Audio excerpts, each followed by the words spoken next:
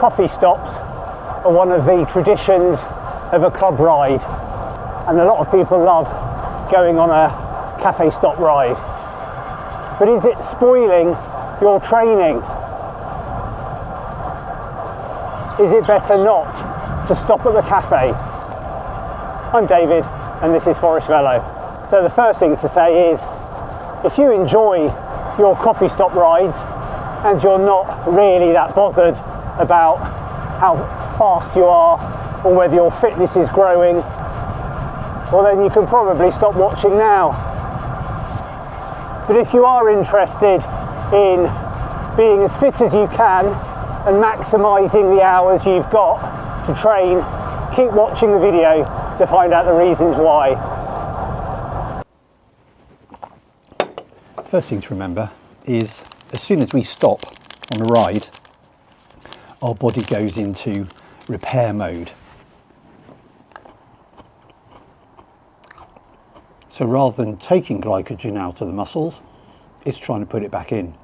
Rather than getting blood to our muscles in the hope of maximum power, maximum efficiency, we're asking it now to stop doing that and start replenishing the muscles and go into a digestive process.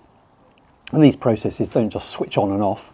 They take, half an hour to start changing over for our blood to come from our muscles into our stomachs, ready to digest whatever we're eating. I know a bacon butty might be a favourite on some of the club rides I've been on, but asking your body to digest that and then half an hour later go out and punch it up some hard climb is asking a lot of your body, and it's not necessarily getting the best benefits you can. As soon as you stop, if you're in the middle of a 4-hour ride and you stop 2 hours in, your body is going to start thinking, great, I can start repairing myself. And it goes into repairing mode. And all your systems start being tuned to that, repairing the damage you've done in the first couple of hours. Then, 30 or 40 minutes into that, you're back out in the cold, expecting your body to suddenly perform. And it can't.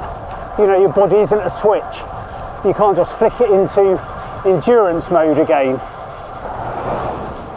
You've got to make sure you give it time to stop repairing your muscles and start using them again. And no wonder why when you come out the cafe you have stiff legs, especially if it's cold in the winter.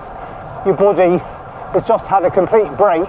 It thinks it's on a recovery mission, and then you're telling it to go again and do endurance. There has been recent research that says coffee or caffeine actually helps your body store glycogen. So it might be better to have the cafe stop at the end of the ride.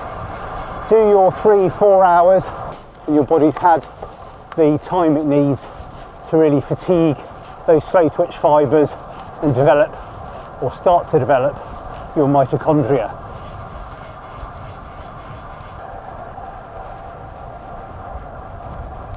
Another thing on a day like today, a cool autumn day, and especially in winter, you sit down for 20 minutes, half an hour, even if you're inside, and your body starts to cool down, the muscles start losing that heat they've got, your body is getting cold and clammy and damp, and then once again you're going outside and again asking your body to suddenly start performing again. So really, coffee stops, they're a whole break in your training, and what you think is a 4-hour ride might only be a 3-hour ride or 2.5-hour ride that's actually doing the effect you want of endurance training after you've gone to the coffee stop, stopped for the coffee stop, another half an hour afterwards before your body really gets back in gear. So as I said, if you enjoy just going for a coffee stop, there's nothing to worry about. If you want to really maximise your gains out on a ride, maybe save the coffee stop for the end, where you can sit down, enjoy a coffee, enjoy a piece of cake, and not worry about your training gains because you've already got them. So I hope you've enjoyed the video, maybe found it useful or interesting, food for thought. Until next time, bye for now.